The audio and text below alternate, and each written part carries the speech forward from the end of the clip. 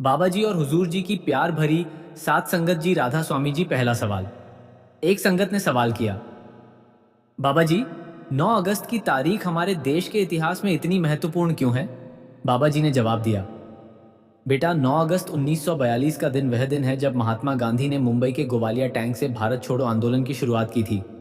यह वह दिन है जब पूरे देश ने एक स्वर में कहा था, अब आज़ादी के सिवा कुछ नहीं चाहिए। यह दिन हमें याद दिलाता है कि जब इंसान अपने लक्ष्य के लिए पूरी तरह समर्पित हो जाता है तो कोई भी ताकत उसे रोक नहीं सकती। दूसरा सवाल। एक संगत ने सवाल किया, बाबा जी, इस आंदोलन में गांधी जी ने जो नारा दिया, करो या मरो, इसका गहरा अर्थ क्या है? बाबा जी ने जवाब दिया, बेटा, करो या मरो सिर्फ एक नारा नहीं था, यह एक आत्मिक संकल्प था। इसका अर्थ है अपने कर्तव्य को पूरा करो, चाहे उसके लिए जान देनी पड़े। यह अहिंसा का सबसे सशक्त रूप था। जब हम अपने सत्य के लिए खड़े होते हैं तो हमें परिणाम की चिंता नहीं करनी चाहिए, बस कर्तव्य का पालन करना चाहिए। तीसरा सवाल। एक लड़की ने सवाल किया, बाबा जी, काकोरी ट्रेन एक्शन 9 अगस्त 1925 को क्यों हुआ और उसका क्या महत्व है? बाबा जी ने जवाब दिया, बेटी, काकोरी कांड हमारे क्रांतिकारियों की बहादुरी की कहानी है। राम प्रसाद बिस्मिल, चंद्रशेखर आजाद और अशफाक उल्ला खान ने अंग्रेजों से लूटा गया धन वापस लेने के लिए यह कार्य किया था। यह दिखाता है कि जब अन्याय होता है तो अधर्म के खिलाफ आवाज उठाना हर इंसान का कर्तव्य है। यह क्रांतिकारी भले ही शारीरिक रूप से न रहे, लेकिन उनकी सोच आज भी हमारे बीच जीवित है। चौथा सवाल। एक संगत ने सवाल किया, बाबा जी, 9 अगस्त 1945 को जापान के नागासाकी पर जो बम गिरा, उसका वैश्विक इतिहास में क्या स्थान है? बाबा जी ने जवाब दिया, बेटा, 9 अगस्त 1945 वह दिन है जब इंसान ने अपनी ही प्रजाति के सामने विनाश का सबसे भयानक उदाहरण पेश किया। फैटमैन नामक बम ने लाखों निर्दोष लोगों की जान ले ली। यह दिन हमें याद दिलाता है कि विज्ञान और तकनीक अगर अहंकार के साथ इस्तेमाल हो तो वह पूरी मानवता के लिए अभिशाप बन सकती है। हमें शांति और अहिंसा के मार्ग पर चलना चाहिए। पांचवां सवाल। एक लड़के ने सवाल किया, बाबा जी, हिरोशिमा और नागासाकी दोनों में क्या अंतर था? बाबा जी ने जवाब दिया, बेटा, हिरोशिमा पर 6 अगस्त को लिटिल बॉय नामक यूरेनियम बम गिरा और नागासाकी पर 9 अगस्त को फैटमैन नामक प्लूटोनियम बम। दोनों ही विनाशकारी थे, लेकिन दूसरा बम और भी शक्तिशाली था। मगर सवाल यह है, क्या इंसान को इतनी शक्ति भी काफी थी? नहीं, उसे तो और चाहिए थी। यही हमारी सबसे बड़ी कमजोरी है, हम कभी संतुष्ट नहीं होते। छठा सवाल। एक संगत ने सवाल किया, बाबा जी, 9 अगस्त 1965 को सिंगापुर ने मलेशिया से अलग होकर आजादी क्यों ली? बाबा जी ने जवाब दिया, बेटा, वह राजनीतिक मतभेदों का परिणाम था। सिंगापुर के प्रधानमंत्री ने उस दिन टीवी पर आंसू बहाए थे क्योंकि वे मलेशियाई संघ में विश्वास रखते थे। मगर देखो, वही सिंगापुर आज दुनिया के सबसे समृद्ध देशों में से एक है। इससे हमें यही सीख मिलती है कि कभी कभी जो हमारी मर्जी के खिलाफ होता है वही भविष्य में हमारे लिए वरदान बन जाता है। सातवां सवाल। एक लड़की ने सवाल किया, बाबा जी, 9 अगस्त 1974 को अमेरिकी राष्ट्रपति निक्सन ने इस्तीफा क्यों दिया? बाबा जी ने जवाब दिया, बेटी, वाटरगेट घोटाले के कारण। निक्सन पर जासूसी और न्यायिक अवरोध के आरोप लगे। वे अमेरिका के इतिहास में इस्तीफा देने वाले पहले और एकमात्र राष्ट्रपति बने। यह हमें सिखाता है कि सत्य हमेशा सामने आता है, चाहे आप कितने भी शक्तिशाली क्यों ना हो। झूठ और छल की जड़ें कमजोर होती हैं। आठवां सवाल। एक संगत ने सवाल किया, बाबा जी, 9 अगस्त 1999 को व्लादिमीर पुतिन रूस के प्रधानमंत्री कैसे बने? बाबा जी ने जवाब दिया, बेटा, ये रूसी राजनीति का वह मोड़ था जब बोरिस येल्त्सिन ने पुतिन को चुना। कोई नहीं जानता था कि यही व्यक्ति आने वाले दशकों तक रूस का नेतृत्व करेगा। यह दिखाता है कि कभी कभी भाग्य हमें ऐसे मौके देता है जो हमारी जिंदगी की दिशा बदल देते हैं। हमें बस अपने कर्तव्य को ईमानदारी से निभाना चाहिए। नौवां सवाल। एक लड़के ने सवाल किया, बाबा जी, 9 अगस्त 1173 को पीसा की झुकी मीनार का निर्माण क्यों शुरू हुआ और यह क्यों झुक गई? बाबा जी ने जवाब दिया, बेटा, इसका निर्माण तो एक सामान्य मीनार की तरह शुरू हुआ था, मगर तीसरी मंजिल बनते बनते ही नींव के नीचे की मिट्टी धंसने लगी। अस्थिर जमीन, यही कारण था। लेकिन देखो, यही झुकी हुई मीनार आज दुनिया भर में मशहूर है। इससे सीख मिलती है, अस्थिरता भी सुंदरता बन सकती है, बशर्ते हम उसे स्वीकार करें और उसके साथ जीना सीखें। 10वां सवाल। एक संगत ने सवाल किया, बाबा जी, 9 अगस्त 378 ईस्वी की एड्रियानोपल की लड़ाई का क्या महत्व है? बाबा जी ने जवाब दिया, बेटा, यह वह लड़ाई थी जब रोमन साम्राज्य को विसिगोथ्स ने हराया था। सम्राट वैलेंस स्वयं युद्ध में मारा गया। यह पराजय रोमन साम्राज्य के पतन की शुरुआत थी। इससे हमें यही सीख मिलती है, अहंकार और कमजोर नेतृत्व किसी भी शक्तिशाली साम्राज्य को नष्ट कर सकता है। विनम्रता और बुद्धिमानी ही स्थायी विजय दिलाती है। 11वां सवाल। एक लड़की ने सवाल किया, बाबा जी, 9 अगस्त 1535 को जैक्स कार्टियर ने सेंट लॉरेंस नदी की खोज कैसे की? बाबा जी ने जवाब दिया, बेटी, वे एक फ्रांसीसी खोजकर्ता थे। उन्होंने यह नदी ढूंढी और इसी के जरिए कनाडा में फ्रांसीसी उपनिवेश की नींव पड़ी। एक खोज पूरी दुनिया का नक्शा बदल सकती है। हमें भी अपनी जिंदगी में नई खोज करनी चाहिए, चाहे वो ज्ञान हो, कला हो या आत्मा की कोई गहराई। 12वां सवाल। एक संगत ने सवाल किया, बाबा जी, 9 अगस्त को विश्व आदिवासी दिवस क्यों मनाया जाता है? बाबा जी ने जवाब दिया, बेटा, संयुक्त राष्ट्र ने 1995 में यह दिन घोषित किया था ताकि दुनिया भर के आदिवासी समुदायों की संस्कृति, परंपरा, भाषा और अधिकारों के प्रति जागरूकता बढ़े। हमारे देश में अनुसूचित जनजातियां हमारी सांस्कृतिक विरासत की धारक हैं। उन्हें सम्मान देना हमारा कर्तव्य है। 13वां सवाल। एक लड़के ने सवाल किया, बाबा जी, विश्व संस्कृत दिवस भी 9 अगस्त को ही क्यों मनाया जाता है? बाबा जी ने जवाब दिया, बेटा, यह श्रावण पूर्णिमा के दिन मनाया जाता है, जो गुरु शिष्य परंपरा और वेद उपनिषद से जुड़ा है। संस्कृत हमारी सबसे प्राचीन और समृद्ध भाषा है। इसमें इतनी गहराई है कि विज्ञान, दर्शन, कला सब कुछ समाया है। अगर हम अपनी जड़ों को भूल जाएंगे तो हमारा भविष्य अधूरा है। 14वां सवाल। एक संगत ने सवाल किया, बाबा जी, 2026 में 9 अगस्त को मध्य प्रदेश में अवकाश की मांग क्यों उठी? बाबा जी ने जवाब दिया, बेटा, क्योंकि 9 अगस्त का दिन आदिवासी दिवस और भारत छोड़ो आंदोलन दोनों के लिए ऐतिहासिक है। लोग चाहते हैं कि यह दिन और अधिक महत्वपूर्ण बने और समाज इसके महत्व को समझे। मांग तो अच्छी है, लेकिन असली मायने तो दिन को समझने में है, सिर्फ छुट्टी मनाने में नहीं। 15वां सवाल। एक लड़की ने सवाल किया, बाबा जी, 2026 में 9 अगस्त को मथुरा में कारसेवा आंदोलन क्यों प्रस्तावित किया गया? बाबा जी ने जवाब दिया, बेटी, यह श्री कृष्ण जन्मभूमि से जुड़ा एक धार्मिक और ऐतिहासिक दावा है। कुछ लोगों का मानना है कि इस स्थल को पूरी तरह मुक्त कराया जाना चाहिए। सत्संग में हम कहते हैं, हर इंसान को अपनी आस्था का अधिकार है, लेकिन शांति और कानून का सम्मान हमेशा बना रहना चाहिए। 16वां सवाल। एक संगत ने सवाल किया, बाबा जी, 9 अगस्त 1986 को क्वीन बैंड का आखिरी कॉन्सर्ट क्यों खास था?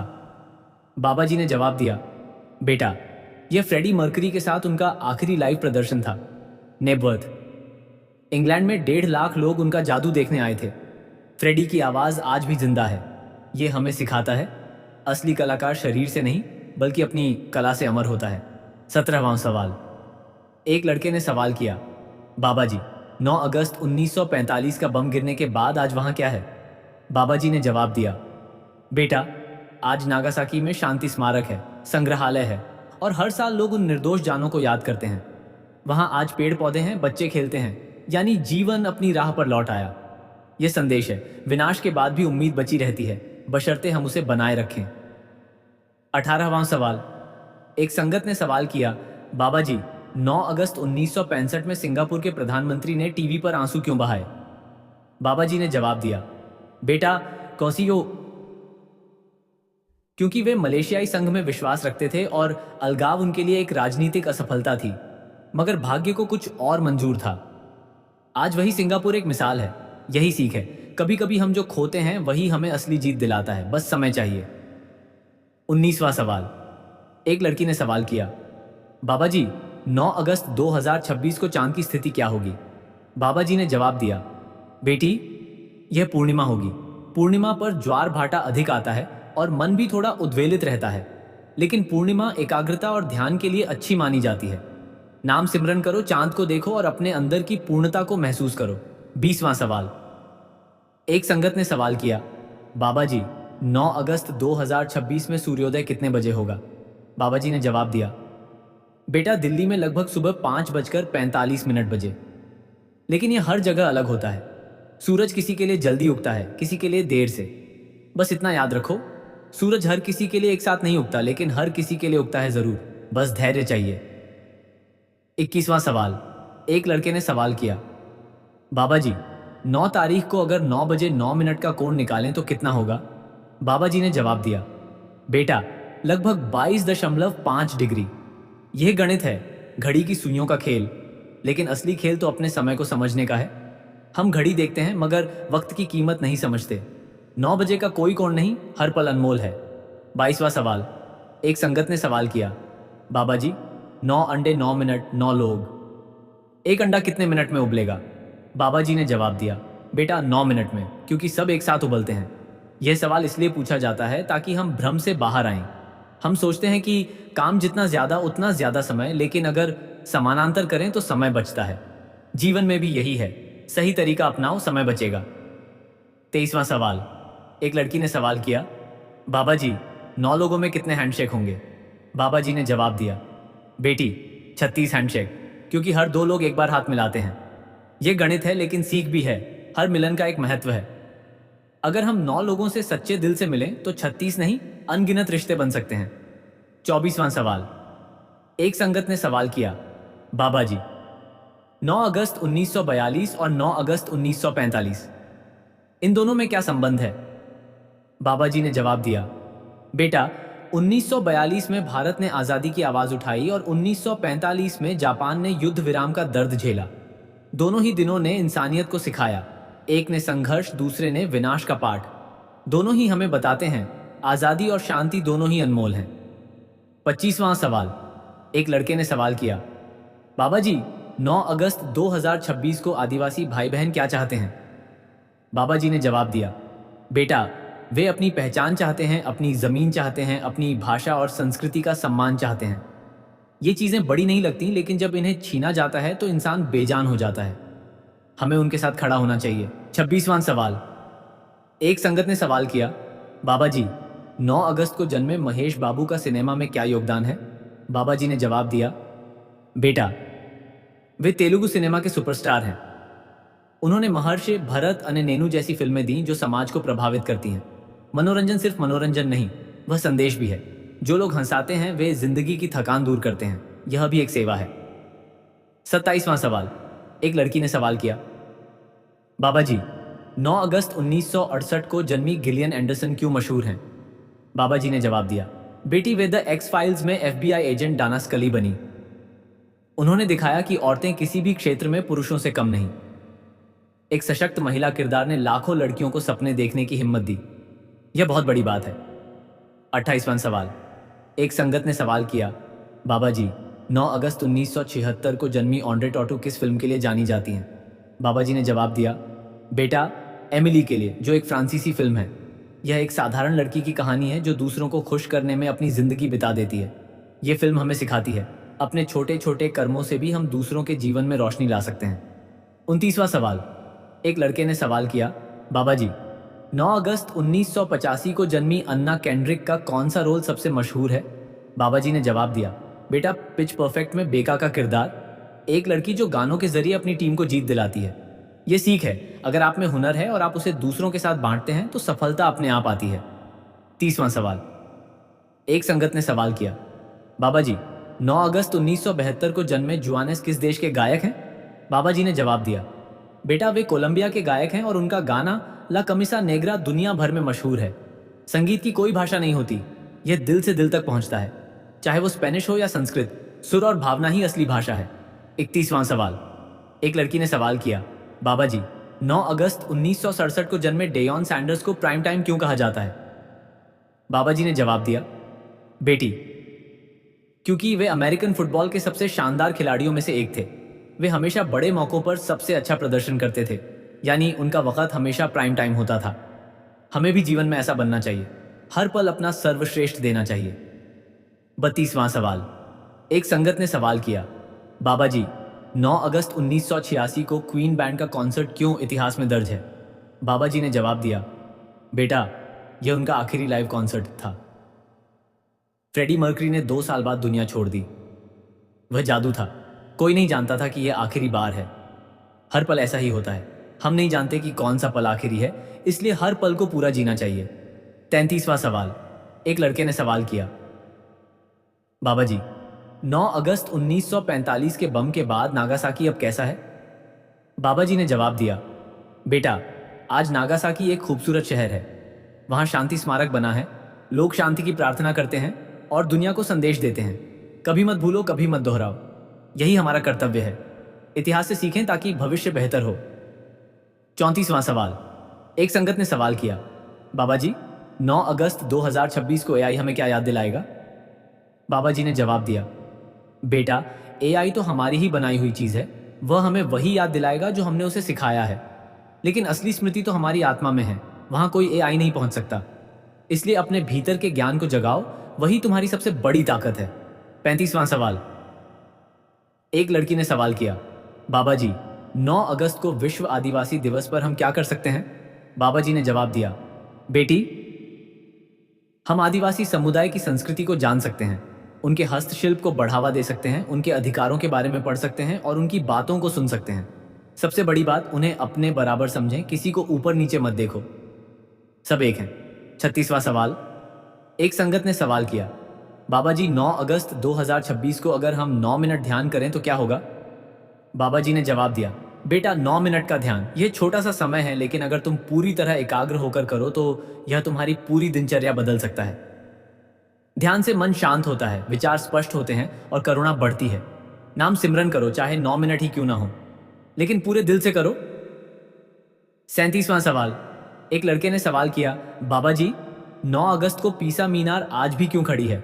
बाबा जी ने जवाब दिया, बेटा, क्योंकि इंजीनियरों ने उसे बचा लिया। उन्होंने नींव के नीचे मिट्टी को स्थिर किया और उसका संतुलन बनाए रखा। इससे सीख मिलती है, अगर जीवन में कोई बात झुक गई है तो उसे छोड़ मत दो, बल्कि उसे संभालो। थोड़ी सी मरम्मत, थोड़ा सा ध्यान, सब ठीक हो सकता है। 38वां सवाल। एक संगत ने सवाल किया, बाबा जी, 9 अगस्त का संबंध कर्म और धैर्य से क्या है? बाबा जी ने जवाब दिया, बेटा, 1942 का संघर्ष सिखाता है कर्म, बिना किए कुछ नहीं मिलता। 1945 का विनाश सिखाता है धैर्य, क्योंकि उस दर्द को सहन करके ही आज नागासाकी खड़ा है। कर्म करो और धैर्य रखो, यही जीवन का सूत्र है। जो कर्म करता है और धैर्य रखता है, उसे सद्गुरु की दया अवश्य मिलती है। 39वां सवाल। एक लड़की ने सवाल किया, बाबा जी, 9 अगस्त 2026 को बांग्लादेश के प्रधानमंत्री चटगांव क्यों जा रहे हैं? बाबा जी ने जवाब दिया, बेटी, बाढ़ प्रभावित इलाके का दौरा करने और राहत सामग्री देने के लिए। यह नेतृत्व का एक पहलू है। जब कोई नेता अपने लोगों के दुख को समझता है और उनके पास जाता है, हम भी अपनी जिंदगी में दूसरों की मदद के लिए आगे आएं। यही सच्ची सेवा है। 40वां सवाल। एक संगत ने सवाल किया, बाबा जी, 9 अगस्त 2026 को चटगांव में 2500 पुलिसकर्मी क्यों तैनात होंगे? बाबा जी ने जवाब दिया, बेटा, बड़े आयोजनों में सुरक्षा के लिए। यह हमें सिखाता है, जीवन में भी हमें अपनी इंद्रियों की सुरक्षा के लिए सतर्क रहना चाहिए। जैसे पुलिस शहर की रखवाली करती है, वैसे ही हमें अपने विचारों की रखवाली करनी चाहिए, ताकि बुरे संस्कार अंदर ना आए। 41वां सवाल। एक लड़के ने सवाल किया, बाबा जी, 9 अगस्त 2026 को मथुरा में कार सेवा क्यों हो रही है? बाबा जी ने जवाब दिया, बेटा, श्री कृष्ण जन्मभूमि मुक्ति के लिए एक आंदोलन है। यह आस्था का विषय है। सत्संग में हम कहते हैं,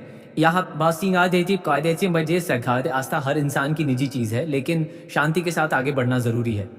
किसी भी विवाद को हिंसा से नहीं, संवाद से सुलझाना चाहिए। 42वां सवाल। एक संगत ने सवाल किया, बाबा जी, 9 अगस्त 1945 के बम से कितना विकिरण फैला? बाबा जी ने जवाब दिया, बेटा, इतना कि पीढ़ियां बीमार पड़ गईं। कैंसर, अनुवंशिक बीमारियां, मृत जन्म, सब कुछ हुआ। यह बताता है कि हमारे एक कर्म के दूरगामी परिणाम होते हैं, इसलिए सोच समझकर कर्म करो ताकि किसी को तकलीफ ना हो। 43वां सवाल। एक लड़की ने सवाल किया, बाबा जी, 9 अगस्त 1965 में सिंगापुर की आज़ादी का क्या संदेश है? बाबा जी ने जवाब दिया, बेटी, संदेश है, आप छोटे हो सकते हैं, लेकिन आपका संकल्प बड़ा हो सकता है। सिंगापुर आज दुनिया का सबसे समृद्ध देश है। संसाधन कम थे, लेकिन मेहनत और ईमानदारी ने उसे ऊंचा उठाया।